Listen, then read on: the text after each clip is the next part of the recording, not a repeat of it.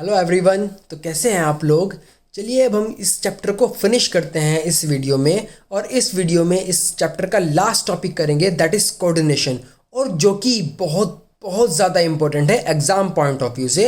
ये कोऑर्डिनेशन को बहुत ध्यान से समझने वाले हो आप लोग, ठीक है, क्योंकि ये इंपॉर्टेंट है। चलिए, कोऑर्डिनेशन क्या होता है। देखिए, हमने 5 मैनेजमेंट के फंक्शन किए हैं।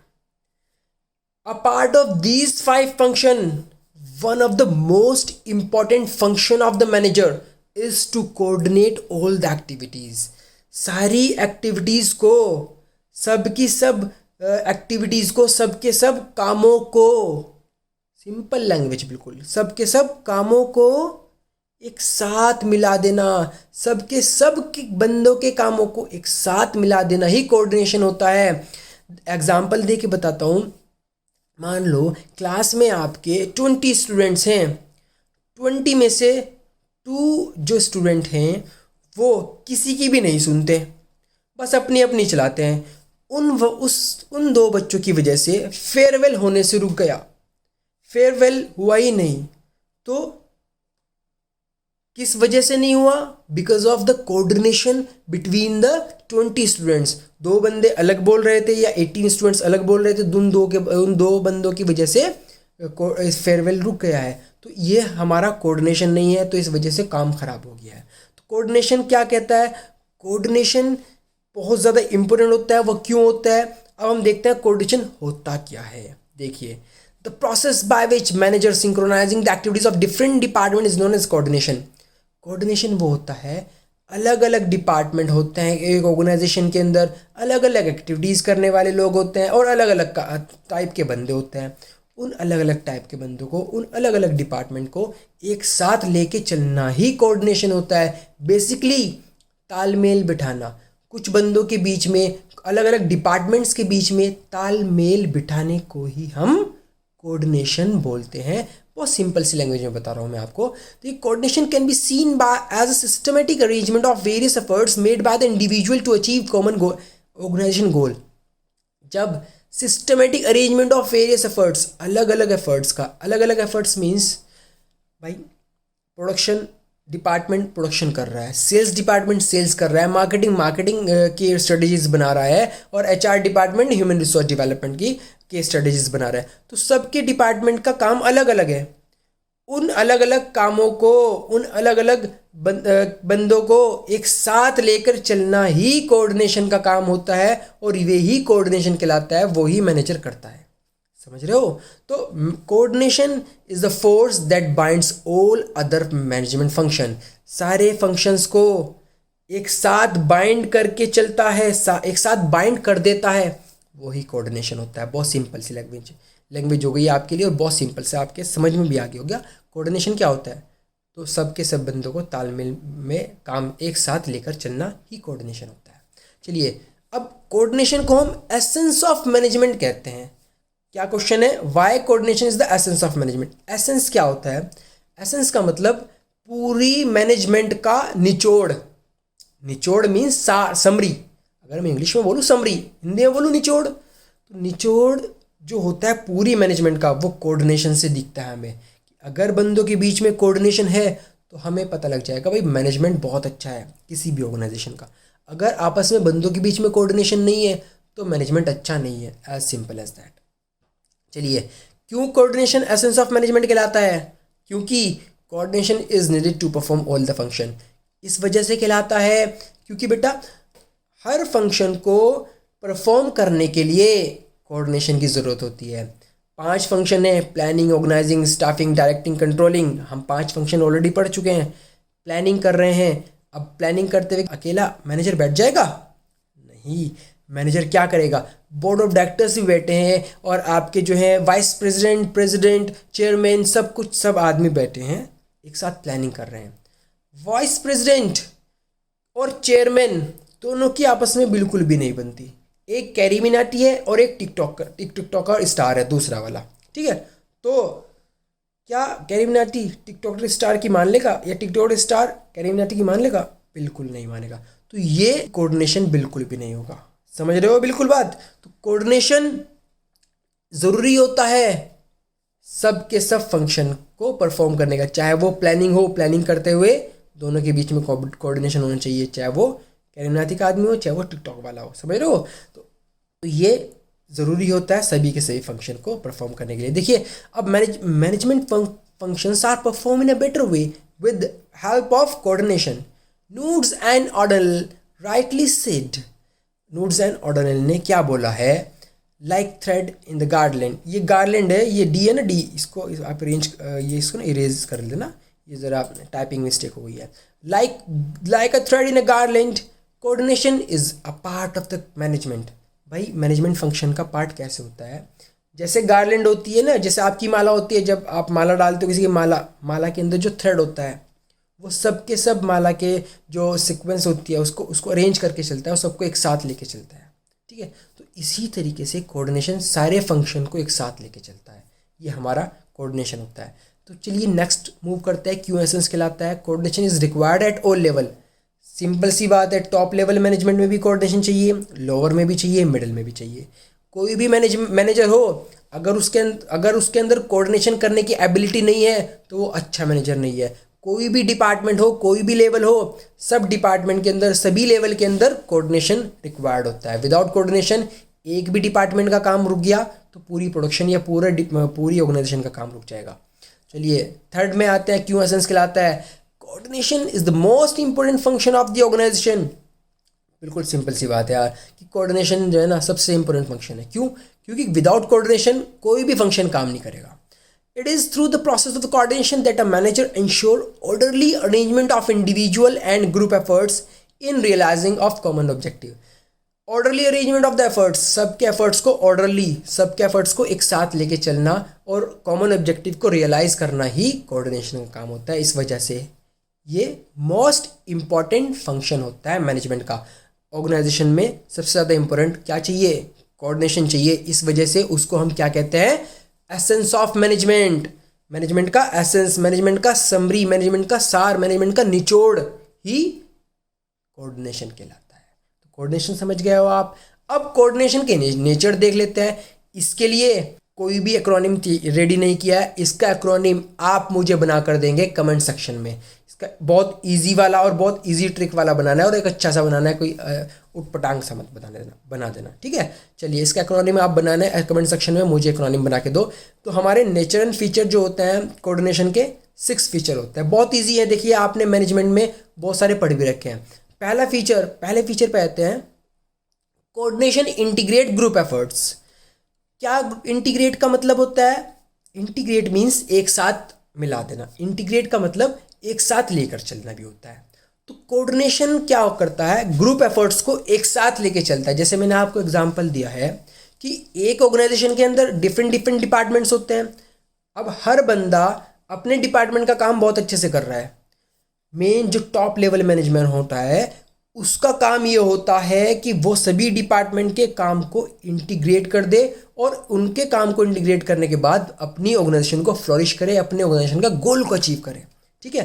It is the main task of the organization is it unifies diverse interest into the purposeful activities. जाहिर सी बात है सबके डाइवर्स इंटरेस्ट होता है, अलग अलग ऑर्गेनाइजेशन के अलग अलग बंदों के अलग अलग काम के इंटरेस्ट होता है करने के, ठीक है। तो उनका कोऑर्डिनेशन क्या होता है? उनको पर्पसफुल एक्टिविटी में बदलना। It gives a common focus to group efforts to ensure that performance is as it was planned and schedule. Performance किसके हिसाब से होनी चाहिए? प्लानिंग और शेड्यूल के हिसाब से। एग्जाम्पल पढ़ लेना आप, mister X Y Z may have different interest while joining the organization. भाई ऑर्गेनाइजेशन ज्वाइन किया आपने, अब आप जब ज्वाइन करोगे सबका अलग अलग इंटरेस्ट होता है। किसी का सैलरी ज़्यादा लेना, किसी का बहुत अच्छी वर्किंग कंडीशन करना, किसी का जो है अपना मेंटल सेटिस्फेक्शन लेना, ठीक है।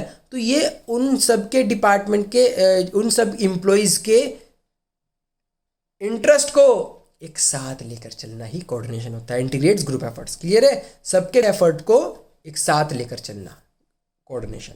Ensure unity of efforts. Unity of effort क्या होता है?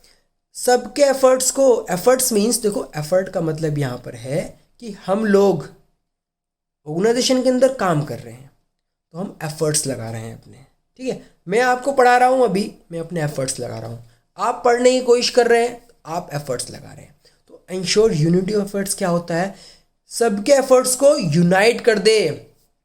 देखिए क्या कैसे यूनाइट कर सकता है, it acts as a binding force between departments. Coordination ensure that all the actions is taken in achieving the goal of the organization. जितने भी एक्शन हो ऑर्गेनाइजेशन के अंदर वो toward the achievement of the organisation goal हो, मतलब एक भी एक्शन वेस्ट ना हो, एक भी एक्शन ज़ाया ना ही जाए, सारे एक्शंस को किसकी तरफ यूनाइट कर देना है, ऑर्गेनाइजेशन गोल की तरफ यूनाइट कर देना है। That's why unity of efforts होता है ये। ईच डिपार्टमेंट मस्ट, जैसे एग्जांपल लेते हैं, each department must coordinate for the production to take in place, मतलब सबके सब डिपार्टमेंट को कोऑर्डिनेट करना पड़ेगा अगर प्रोडक्शन करनी है। For example raw material department है वो परचेज करके ला रहा है, प्रोडक्शन डिपार्टमेंट प्रोडक्शन कर रहा है। अगर रॉ मटेरियल वाले ने रॉ मटेरियल परचेज नहीं किया है तो प्रोडक्शन नहीं होगी।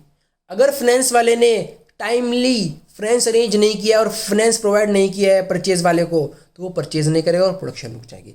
इस वजह से सबके एफर्ट्स को यूनाइट कर देता है कोऑर्डिनेशन।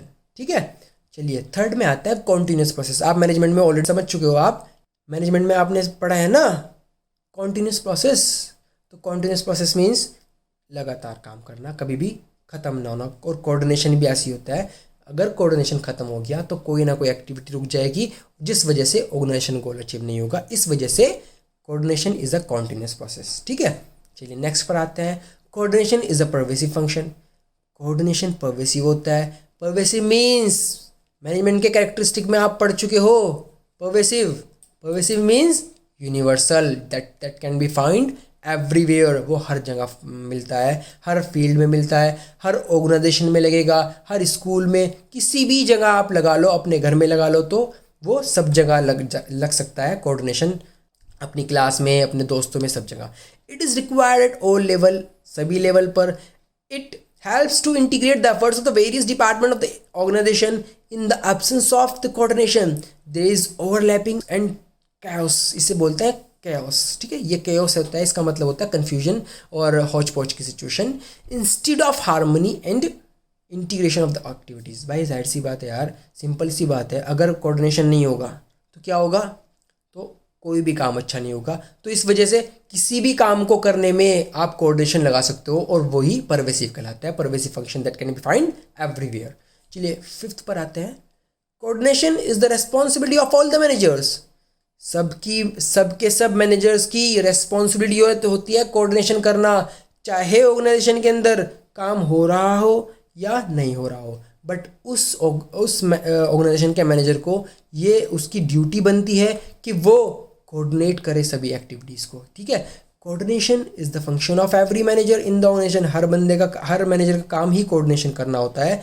कोई भी डिस्प्यूट, कोई भी ग्रीवेंसेस सॉल्व करना ही कोऑर्डिनेशन होता है। चलिए, top level try to coordinate the overall plans and policies of the organization. Middle level try to coordinate departmental activities and the lower level coordinate activities of the worker. देखो यहाँ पर बोल रखा है कि भाई जो टॉप लेवल है वो कोऑर्डिनेट क्या करेगा, सभी प्लान्स एंड पॉलिसीज़ को कोऑर्डिनेट करेगा। मिडिल लेवल अपने अपने डिपार्टमेंट की एक्टिविटीज़ को कोऑर्डिनेट करेगा और लोअर लेवल क्या करेगा, अपनी जो वर्कर की एक्टिविटीज़ को कोऑर्डिनेट करेगा। तो इस तरीके से हर बंदे की रेस्पॉन्सिबिलिटी होगी, चाहे वो किसी भी लेवल पे हो, कोऑर्डिनेशन करना। अब आते हैं 6th पॉइंट पर। Coordination is a deliberate function. Coordination deliberate, देखो डेलिब्रेट का मतलब आप अपने पास लिख लो जल्दी से। डेलिब्रेट का मतलब होता है जानबूझकर किया गया काम। हम जो भी काम जानबूझ के करते हैं, जानबूझकर किसी को परेशान करते हैं, जानबूझकर अपने छोटे भाई बहन को पिटाई कर देते हैं, तो वो डेलिब्रेट फंक्शन, डेलिब्रेट एक्टिविटी होती है। डेलिब्रेट मीन्स जानबूझकर। अब एक ऑर्गेनाइजेशन के अंदर कोई भी वर्क हो रहा है या नहीं हो रहा है, बट जानबूझ के कोई एक ऑर्गेनाइजेशन बहुत अच्छी चल रही है, मान लेते हैं कोई भी ऑर्गेनाइजेशन बहुत अच्छी काम कर रही है, जानबूझ के एक मैनेजर को कोऑर्डिनेशन करने की ज़रूरत है, उसको आवश्यकता है कि वो कोऑर्डिनेट करे सारी एक्टिविटीज़ को, ये जानबूझ के की जाती है। It is an unavoidable function to be perform by manager. Unavoidable, कभी वो अवॉइड नहीं कर सकता। Manager has to coordinate the efforts of the different individual in a conscious and deliberate manner. उसको बड़े कॉन्शियस से मैनर से और बड़े डेलिब्रेट मैनर से, मतलब जानबूझ के करना होता है उसको कोऑर्डिनेशन कभी भी वो वैकेंट नहीं छोड़ सकता कोई भी चीज़ और अवॉइड नहीं कर सकता कोई भी प्रॉब्लम। क्लियर है? तो हमारे जो है ये कोऑर्डिनेशन के 6 नेचर हो चुके हैं। इसका कीवर्ड आप मेरे लिए बनाएंगे और आप मुझे कमेंट सेक्शन में इसका कीवर्ड बना कर देंगे। तो अब हम आते हैं इम्पोर्टेंस और नीड ऑफ कोऑर्डिनेशन पे, जो बहुत इंटरेस्टिंग है। नीड और इम्पोर्टेंस कोऑर्डिनेशन की देखो, स्पेशल गर्लफ्रेंड, इसका मैंने आपको बना रखा है स्पेशल जीएफ। अब गर्लफ्रेंड समझ लो और जीएफ का कुछ भी समझ लो आप, ठीक है। अब इम्पोर्टेंस क्या होती है? 3 इम्पोर्टेंस है, बहुत ईजी है। Special, S for special, G for growth and F for functional differentiation. Number one पे आते हैं ग्रोथ पर। सबसे पहले ग्रोथ इन साइज।